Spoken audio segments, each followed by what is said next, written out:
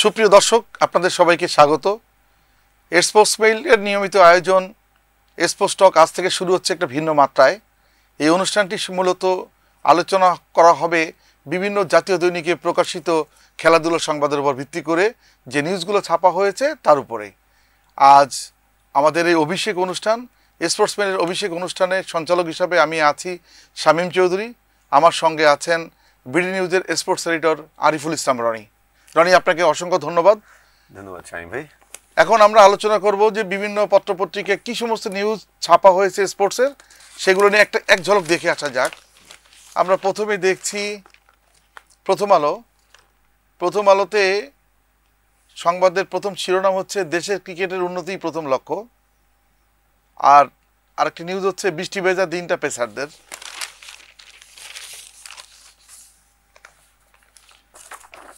কালের কণ্ঠে প্রধান শিরোনাম, পাকিস্তানকে নাগাল রাখতে চায় বাংলাদেশ, অনিয়ম ঠেকাতে ফারুকের ভরসা সিস্টেম।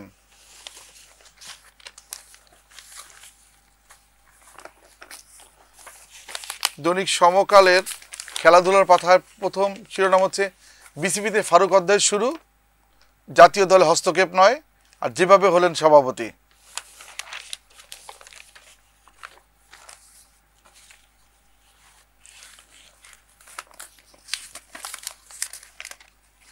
আজকের পত্রিকায় অবশ্য প্রথম পাতায় সংবাদ আসছে ক্রিকেটকে বদলে দেওয়ার প্রত্যয় ফারুকের।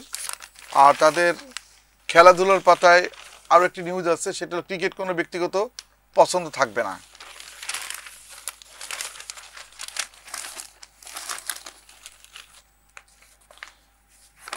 আমরা এখন চলে যাচ্ছি ইংরেজি দৈনিক ডেইলি স্টারে। ডেইলি স্টারের নিউজটা হচ্ছে স্পোর্টস পাতা lead news, Farooq sits lights on his way of operation. এবার আবার আলোচনা করব বিভিন্ন জাতীয় দৈনিকে প্রকাশিত খেলাধুলার সংবাদের দিকে। এদিকে আমাদের এখন চোখ দিতে হচ্ছে। আমার সঙ্গে আলোচনায় আছেন আরিফুল ইসলাম রনি। রনি, আমাদের বিভিন্ন পত্রপত্রিকায় যে নিউজগুলো ছাপা হয়েছে তার প্রধান শিরোনাম ছিল বিসিবির নবনিযুক্ত প্রেসিডেন্ট ফারুক ভাই। আপনি জানেন যে গতকাল উনি দুপুরে ক্রীড়া মন্ত্রণালয়ের সভাকক্ষে ওনাকে সভাপতি করা হয়েছে, ওই সভায়, বিসিবির জরুরি সভায়। এবং তারপরে উনি ক্রিকেট বোর্ডে আসছেন, ক্রিকেট বোর্ডের প্রধান কার্যালয়ে আসছেন, সবার সাথে দেখা করেছেন, কুশলাদি নিয়েছেন এবং পরবর্তীতে উনি সংবাদ সম্মেলন করেছেন। সংবাদ সম্মেলনটা অনেক বড় সংবাদ সম্মেলন ছিল, 1 ঘন্টারও বেশি সংবাদ সম্মেলনের স্থিতি ছিল। ওখানে অনেক প্রশ্ন হয়েছে ফারুক ভাইকে। যে প্রশ্নগুলো ছিল অধিকাংশ প্রশ্ন হচ্ছে বিসিবির যে বিগত আমলের যে প্রায় 15 বছরের যে দুর্নীতি অনিয়ম সেই সংক্রান্ত। আপনি যদি ফারুক ভাইয়ের পথ চলাটা নিয়ে একটু শুরুতে বলতেন। হ্যাঁ, মানে বাংলাদেশের একটা টেস্ট ম্যাচ চলছে বা বাংলাদেশের খেলা চলছে, এই সময় অন্য একটা নিউজ, মানে দেশের ক্রিকেটের টপ নিউজ, এটা কিন্তু খুব বিরল ব্যাপার। কিন্তু কালকে এটাই হয়েছে এবং সেটা খুব স্বাভাবিকভাবে হয়েছে। এত বড় একটা পট পরিবর্তন হয়ে গেল বাংলাদেশের রাজনীতিতে বা সরকারের যে পরিবর্তন এসেছে সেই ধারাবাহিকতায় ক্রিকেট বোর্ডে পরিবর্তনটা আসলে অবধারিতই ছিল এবং সেটা হয়েছে। তো ফারুক ভাইয়ের কাছে তো ডেফিনেটলি আশা অনেক আছে। আমরা কয়েকদিন ধরেই শুনছিলাম যে ফারুক ভাই দায়িত্ব পেতে যাচ্ছেন। তারপর থেকে আসলে আশাটা আস্তে আস্তে বাড়তে শুরু করেছে ফারুক ভাইয়ের কাছে। আশাটা এই কারণেই বেশি যে মানে বাংলাদেশের ক্রিকেটে আপনি 15 বছরের দুর্নীতি বা 15 বছরের অনিয়ম অনেক কিছুর কথা বললেন, এবং এই 15 বছর না, ইনফ্যাক্ট গত 12 বছরে বলা যায়, গত 12 বছরে যেটা হয়েছে, পাপন ভাইয়ের বোর্ড তো 12 বছর ছিলেন, প্রায় 12 বছর। তো এই সময়টা যেটা হয়েছে যে তার বিরুদ্ধে বা তার বোর্ডের বিরুদ্ধে কথা বলার লোকও খুব কমে গিয়েছিল। যেটা হতো যে যারা একটু কথা বলতেন বা আওয়াজ তুলতেন তাদেরকেও দেখা যেত কোনো না কোনোভাবে বোর্ডে সম্পৃক্ত করা হতো। বাংলাদেশ ক্রিকেটে তো আসলে কাজ করার লোক সত্যিকার অর্থে খুব কম, তো তাদেরকে আসলে সম্পৃক্ত করা হতো, ওই সিস্টেমের অংশ করে নেওয়া হতো। সেক্ষেত্রে আসলে কথা বলার লোক খুব বেশি পাওয়া যেত না।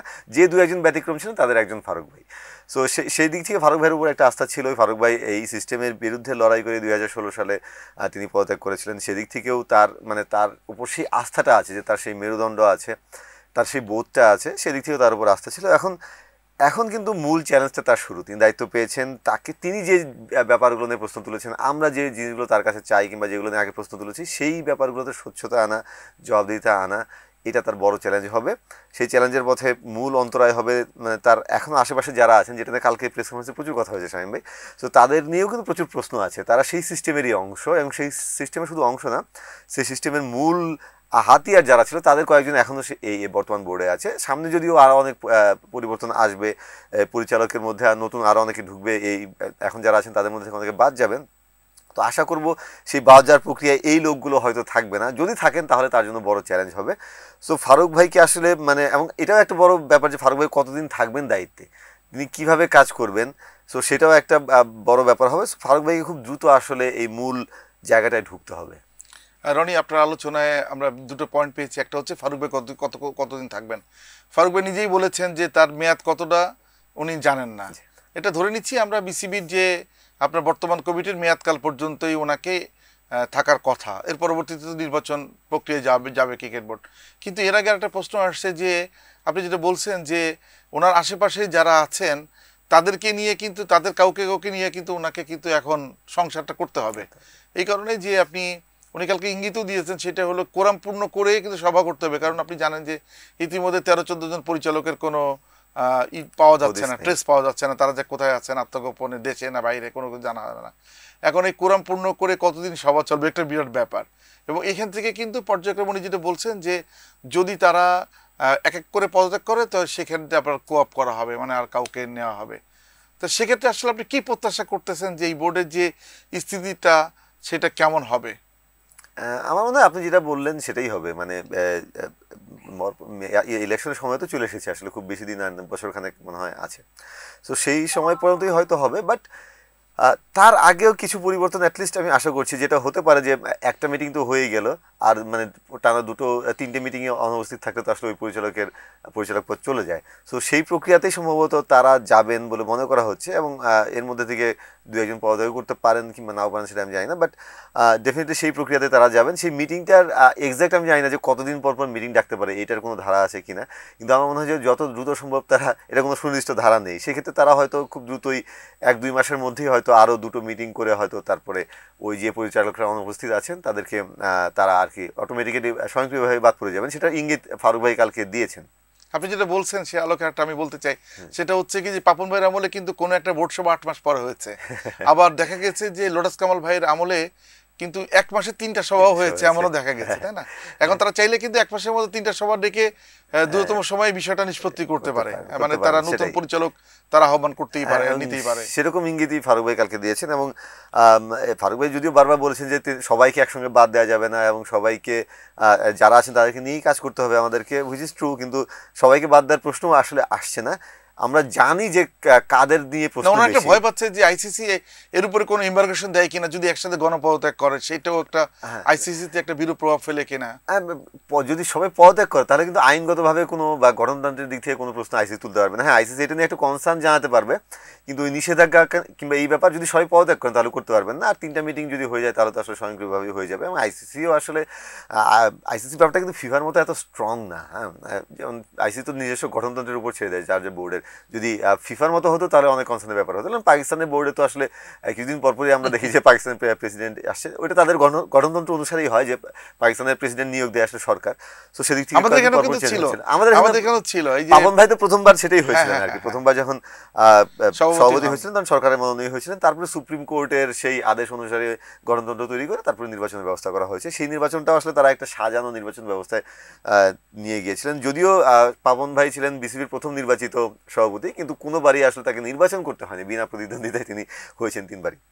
তো যাই হোক, তো আমার মনে হয় সেটাই স্বয়ংক্রিয়ভাবে সেই ইয়াতেই তারা যাবেন, এবং হয়তো দ্রুতই আরও 2টি মিটিং করা হবে। আচ্ছা, আমরা একটু অন্য প্রসঙ্গে আসি। সেটা হচ্ছে এই যে ফারুক ভাইয়ের সভাতে কিন্তু মানে প্রথম যে অভিষেক যে সংবাদ সম্মেলন, সেখানে কিন্তু আমরা একটা ক্লু পেলাম।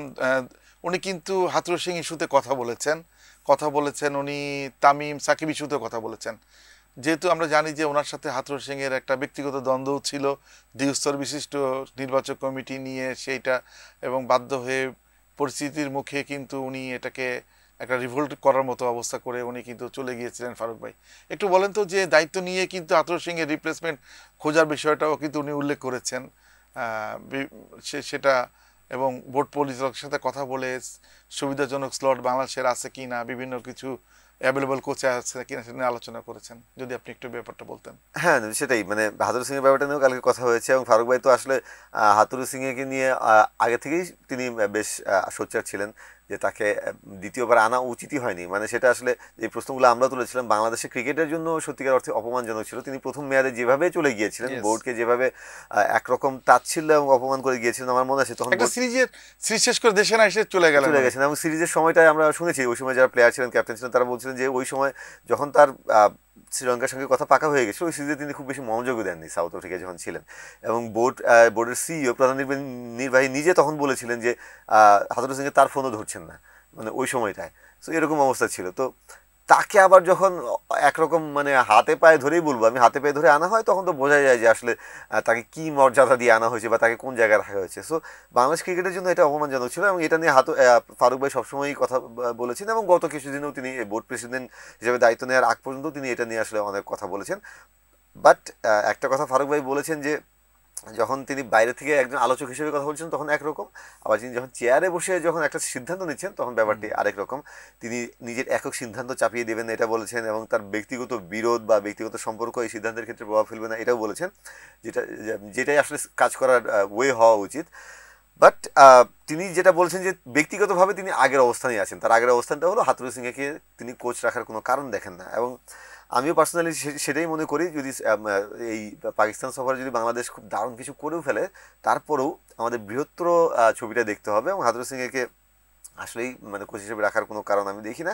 আমাদেরকে বলতে পারেন যে তার চুক্তির মেয়াদও আর খুব বেশি দিন নেই, ফেব্রুয়ারিতে শেষ হয়ে যাবে, মানে ফেব্রুয়ারি মার্চে এই চ্যাম্পিয়ন্স ট্রফি দিয়ে। কিন্তু যখন একটা কাজ আমি জানি যে সেটা করতেই হবে, সেটা যত দ্রুত সম্ভব করে ফেলা ভালো। এবং আমি মনে করি যে এই যে সামনে প্যাসেজটুকু আছে, কিন্তু আপনি যে বলছেন এখানে কিন্তু আমাদের এখন যে ইন্টারন্যাশনাল ক্যালেন্ডার, যেটা আপনাকে এই স্বল্প সময়ের মধ্যে 8টা টেস্ট খেলতে হবে, এর মধ্যে ওয়ানডে আছে, চ্যাম্পিয়ন্স ট্রফি আছে, আমরা কি এই সময় কোচ বদল করলে এটা কি আমাদের টিমের জন্য কোনো ভালো কিছু হবে কিনা, বা কোচ অ্যাভেলেবল আছে কিনা, এটাও তো দেখার ব্যাপার আছে। এইখানে আমি আসছিলাম যে ফারুক ভাই কালকে বলছেন যে শর্ট লিস্টে কারা ছিলেন সেদিকে তারা অ্যাভেলেবেল আছে কিনা সেটা তারা দেখবেন।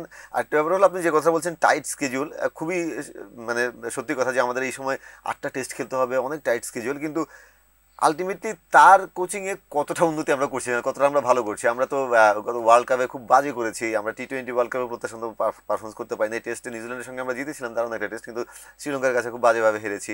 সো আলটিমেটলি তো রেজাল্ট হচ্ছে না। আপনি যখন একটা প্রক্রিয়া শুরু করবেন তখন যত দ্রুত সম্ভব শুরু করা ভালো। আসলে মানে খারাপই তো হবে, আর কত খারাপ হবে, আমরা খারাপই করছি। সো সেই ব্যাপারটা আমার মনে হয় যে পজিটিভলি ভাবতে হবে। টাকা পয়সার একটা ব্যাপার আছে, তাকে এখন স্যাক করলে বা দায়িত্বে না রাখলে তাকে হয়তো ওই আপনার এই কম্পেনসেশনটা করতে হবে, সেটা তো আসলে মানে খুব বেশি না, মানে আর 3 মাসের একটা বদ্ধচিত্ত বিদায়, হ্যাঁ বদ্ধচিত্ত বিদায়। কিংবা আমরা চাইলে 3 মাস তাকে এই সময়টা অন্য কোনো কাজে লাগাতে পারি, তাকে একাডেমিতে বা অন্য কোনো কাজে লাগানো যেতে পারে। আমি মানে ওয়ের কথা বলছি যে অনেক ওয়ে খোঁজা যেতে পারে। এবং আমরা যদি স্থানীয় কোনো কোচকে আসলেই ব্যবহার করতে চাই বা কাজে লাগাতে চাই, যেটা ফারুক ভাই বলেছে যে তার চিন্তা ভাবনা খুব ভালোভাবে আছে, তিনি বলেছেন তার জন্য এটা আইডিয়াল সময়, এই যে এই কয়েক মাস।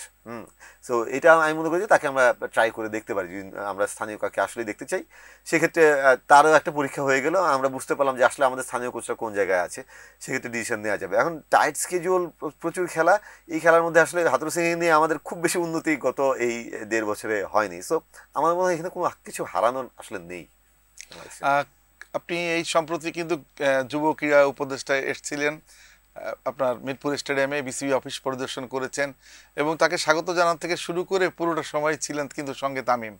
তাকে সকল অবকাঠামোগত সুযোগ সুবিধা দেখিয়েছেন, ড্রেসিং রুমে নিয়ে গেছেন সব জায়গায়, এবং যারা বিসিবির স্টাফ তাদের সাথেও ইন্ট্রোডাকশনটা কিন্তু তামিমই করে দিয়েছেন। শুনতে পেলাম যে তামিম আপনার এই যে আপনার যুব ক্রীড়া উপদেষ্টা আসিফ, তার হচ্ছে ভক্ত, সরাসরি ভক্ত, এবং ভক্ত থেকেই তার এই তামিমকে ডাক ডেকে আনা। এখন তামিমের ফেরার আভাস পাওয়া যাচ্ছে, আবার তামিমকে চান, কিন্তু কালকে বলেছেন ফারুক ভাই যে আরও 2-3 বছর তামিম খেলুক। আর তামিম যদি না খেলতে চায় সেক্ষেত্রে তামিমকে উনি ক্রিকেট বোর্ডে দেখতে চান। এবং এটা যেটাই হোক, উনি কিন্তু খুব ভালো একটা কথা বলেছেন, সেটা হচ্ছে কি যে যত তাড়াতাড়ি এরা আসতে পারবে তত ক্রিকেটের জন্য মঙ্গল। একটু আপনার দৃষ্টিকোণটা একটু বলবেন যে তামিমের এই হঠাৎ করে তামিমের এই সরব হয়ে ওঠাটা, আহ, পুরো প্রেক্ষাপটটা। না, এটা খুবই কৌতূহল জাগানো একটা ব্যাপার। যদিও তামিমের সঙ্গে আমার কথা হয়েছিল এটা নিয়ে। তামিম বলেছে যে আসলে তিনি আসিফ মাহমুদ মানে ক্রীড়া উপদেষ্টার ডাকে কিংবা তিনি নিজের তাগিদে তিনি আসতে পারবেন, আসছেন জেনে যে তিনি মাঠে গিয়েছিলেন তা না, তিনি ব্যক্তিগত কাজেই মাঠে গিয়েছিলেন। এটা তিনি তার জায়গা থেকে বলেছেন। এবং আপনি যেটা বললেন যে ক্রীড়া উপদেষ্টা এর আগে তামিমের ভক্ত ছিলেন, আহ, মানে তামিমের তো অনেক ভক্ত থাকতে পারেন, আমাদের স্টারদের অনেক ভক্ত থাকবে, কিন্তু তিনি যখন একটা জায়গায় আছেন তার উচিত ডেফিনেটলি সেই ভক্তের জায়গা থেকে বেরিয়ে ওই দায়িত্বের জায়গাটা দেখা। আর তামিমের কথা যদি বলেন, পার্সোনালি আমি যতদূর জানি তিনি আর ইন্টারন্যাশনাল ক্রিকেট খেলার মতো অবস্থায় নেই এবং তিনি সেটা খেলতে চান না, এবং সেই পরিষ্কার মেসেজটা তিনি দিয়ে দিয়েছেন। তার সঙ্গে আরও হয়তো আলোচনা করবেন, ফারুক ভাই কালকে বলছেন যে কথা বলবেন। সো সম্ভবত তামিম আর ইন্টারন্যাশনাল ক্রিকেট খেলতে চান না এবং খেলবেন না। সেক্ষেত্রে ফারুক ভাইও ইঙ্গিত দিয়েছেন যে তাহলে না খেললে তাকে বোর্ডে চান। এখন বোর্ডে এসে তামিম আসলে মানে কি দায়িত্ব পালন করবেন? জাস্ট একজন পরিচালক হিসেবে আমরা আগেও দেখেছি, আমাদের তো সাবেক ক্রিকেটার বা সাবেক অধিনায়করা ছিলেন, তারা আসলে কতটুকু কাজ করেছেন বা করতে পেরেছেন সব কিছু নিয়ে প্রশ্ন আছে। আমি পার্সোনালি মনে করি তামিম যদি ক্রিকেট অপারেশনসে আছেন, যদি ক্রিকেট বোর্ডে আসেন, ক্রিকেট অপারেশনসে আসলে তাহলে তার একটা কাজ করার জায়গা আছে। এছাড়া অন্যান্য জায়গায় এই মুহূর্তে আমি আসলে তামিমের কাজ করার জায়গা দেখি না। ক্রিকেট অপারেশনসে আসলে কাজ করার জায়গা আছে, যেহেতু জাতীয় দলের সংক্রান্ত ব্যাপারগুলো তিনি খুব ভালো, মানে এখনও বলা যায় ন্যাশনাল প্লেয়ার, খুব ভালোভাবে বোঝেন। তার ইন্টারন্যাশনাল কানেকশন, একটা গ্রহণযোগ্যতা আছে বিভিন্ন বোর্ডের কাছে বলেন, ফরমার ক্রিকেটারদের কাছে বলেন, ক্রিকেট পার্সোনালিটি যারা আছে তাদের কাছে বলেন, তার একটা গ্রহণযোগ্যতা আছে, যোগাযোগ আছে, ইন্টারন্যাশনাল কানেকশন তার সবসময় খুব ভালো। বাইরের প্লেয়ারদের সঙ্গে, বাইরের কর্মকর্তা যারা তাদের সঙ্গে তার যোগাযোগ, সার্বক্ষণিক একটা যোগাযোগ আছে, এটা আমরা জানি সবসময়। সো সেই থেকে আমি মনে করি তাকে যদি ক্রিকেট অপারেশনসের দায়িত্ব দিয়ে আনা, এরকম কিছু আনা যায়, তাহলে একটা ডিফারেন্স মেক করা হতে পারে। তাছাড়া অন্য কোনো দায়িত্বে আনলে আসলে মানে জাস্ট বোর্ড পরিচালক হিসেবে আসা হবে। যেহেতু এই বোর্ডের ভবিষ্যৎটা অনিশ্চিত, আমি জানি না যে আসলে খুব বেশি পার্থক্য করার ব্যাপার থাকবে কিনা। এখন তামিম নিজে কি ভাবছেন, এটাও একটা ইন্টারেস্টিং ব্যাপার হবে। তামিমের প্লেয়িং ক্যারিয়ার বা ওইটা নিয়ে ভাবনা আমি জানিয়ে দিলাম, এটা আমি নিশ্চিত আপনাদেরকে বলছি যে তার আর ইন্টারন্যাশনাল ক্রিকেটে ফেরার ইচ্ছা নেই। তার ইনজুরি, তার গত এক বছরে যত কিছু হয়েছে এবং তার ফিউচার সব কিছু মিলিয়ে, এখন দেখুন চ্যাম্পিয়ন্স ট্রফিতে তাকে খেলানোর কথা বলা হচ্ছে, চ্যাম্পিয়ন্স ট্রফিতে লক্ষ্য রেখে তাকে ফেরানো হোক এরকম কথা বলা হচ্ছে, কিন্তু সেটা খুব বেশি ফলপ্রসূ হয় বলে আমার মনে হয় না। চ্যাম্পিয়ন্স ট্রফির আগে বাংলাদেশের মাত্র 3টা ওয়ানডে আসে স্কেজুলে যা আছে, সেই 3টি ওয়ানডে খেলে ওয়েস্ট ইন্ডিজ আর কি 3টে ওয়ানডে খেলে তারপর চ্যাম্পিয়ন্স ট্রফি খেলবেন। এই ছোট্ট সময়ের জন্য তাকে আনার কোনো মানে আমি আসলে দেখি না। তিনি এসে যে অনেক কিছু করে ফেলবেন সেটার কোনো নিশ্চয়তা নেই। আচ্ছা, এখন আমি সাকিবের ব্যাপারটা একটু আলোচনা করেন। সাকিবের ব্যাপারে কিন্তু একটু বার্তা দিয়েছেন যে উনি বিদেশে থেকে এই সমস্ত শিডিউল মেনটেন করে খেলবেন কি না, ওনার ওইখানে থাকবেন কি না, এটা একটু চলে আসছে প্রসঙ্গটা। কারণ যে পরিমাণ সাকিবকে বিগত বোর্ড প্রিভিলেজ দিয়েছে, সাকিব সেই সুযোগটা নিয়েছেন, টিমের সাথে প্র্যাকটিস না করেও উনি খেলেছেন। এখন এটা কি নতুন সভাপতি কিন্তু এই ডিসিপ্লিনের ব্যাপারে এবং সব কিছুর ব্যাপারে অনেকটা স্ট্রিক্ট, উনি সেই মেসেজটা কিন্তু দিয়ে দিয়েছেন। একটু একটু ফারুক ভাইয়ের কথা দিয়ে যদি আপনি বলতেন যে আসলে হ্যাঁ, উনি কি ফারুক ভাই চাচ্ছেন। খুব গুরুত্বপূর্ণ একটা কথা বলেছেন যে ফরমার না, জাতীয় ক্রিকেটার যারা আছেন তাদের জন্য একটা পলিসি তিনি ঠিক করবেন এবং সাকিবের জন্য তারা একটা পলিসি ঠিক করবেন। সো এটা খুব গুরুত্বপূর্ণ। সাকিব বাংলাদেশের সর্বকালের সেরা ক্রিকেটার, এটাতে কোনো ডাউট নাই, কিন্তু ক্যারিয়ারে যে পর্যায়ে তিনি আছেন এখন, 37 বছর পূর্ণ হয়েছে তার গত মার্চে।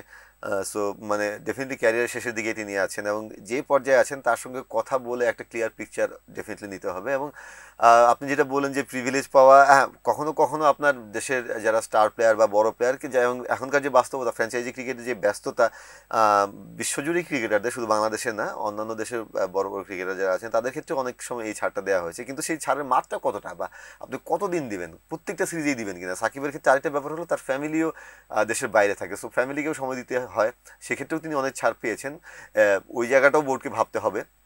তো সব কিছু মিলিয়ে তার সঙ্গে আসলে একটু খোলামেলা আলোচনা বোর্ডকে করতেই হবে, যেটা আগের বোর্ড ওইভাবে করতে পারেনি বা করার সেই সাহসটা দেখায়নি। ফারুক ভাই আমি মনে করি যে সেই সাহসটা দেখাবেন বা সেটা করবেন, সেই ইঙ্গিত তিনি কালকে দিয়েছেন এবং সেটা আলোচনা করা উচিত। যেহেতু সামনে বাংলাদেশের টাইট স্কেডিউল, শুধু খেলা নয়, খেলার আগে যে প্রক্রিয়া, ওই অনুশীলনে থাকা বা ক্যাম্পে থাকা, এই ব্যাপারগুলো ইম্পর্টেন্ট দলের ডিসিপ্লিনের জন্য, দলের একতার জন্য এবং সবাইকে একটা ক্লিয়ার মেসেজ দেওয়ার জন্য, দলের সবাইকে। সো সেদিক থেকে সাকিবের সঙ্গে আমি মনে করি যে ক্লিয়ার একটা আলোচনা হওয়া উচিত এবং তিনি যেটা মনে করেন সেই অনুযায়ী ডিসিশন নেওয়া উচিত। এখন সাকিব এখনও দলের গুরুত্বপূর্ণ প্লেয়ার, কিন্তু এখন আর অবভিয়াস প্লেয়ার না যে তাকে ছাড়া চলবে না, তাকে লাগবেই, এরকম প্লেয়ার না। ডেফিনেটলি সাকিবের এখনও রোল প্লে করার ব্যাপার আছে, কিন্তু সাকিবকে নিয়েই আমরা সাকিব ছাড়া কেমনে বাংলাদেশ এগোবে সামনে সেটা ভাবতে হবে আর কি। আচ্ছা, এখন আমরা এই চলমান টেস্ট প্রসঙ্গ আসছি। রাওয়ালপিন্ডি দেখলেন যে দেরিতে খেলা শুরু হলো, মাঠটা ভেজা ছিল, পরবর্তীতে বৃষ্টি, সবকিছু মিলে দিনে গতকালকে খুব বেশিক্ষণ খেলা হয়নি, এই 2.5 ঘন্টা 3.25 ঘন্টার মতো খেলা হয়েছে। আমরা কিন্তু শুরুটা দারুণ করেছিলাম, যেভাবে আমাদের বোলিংটা শুরু হয়েছিল হাসান মাহমুদ এবং শরীফুল একটা স্পেল তো খুব আতঙ্কের স্পেলই ছিল অনেকটা। শরীফুল কিন্তু যাওয়ার আগে বলেছিলেন তিনি বাবর আজমের উইকেটটা চান, এবং বাবর আজমকে কিন্তু মানে একেবারে আটকে দিয়েই উনি উইকেটটা নিয়েছেন। একটু ওই যদি ডে ওয়ানের আলোচনা করতেন, ডে ওয়ানের একটা সামারি জানাতেন। হ্যাঁ, মানে টসটা ইম্পর্টেন্ট ছিল বাংলাদেশের জন্য, যেহেতু একটু গ্রিনিশ উইকেট, তারপর আবার বৃষ্টি হলো, উইকেট মানে একটু ড্যাম্পও ছিল।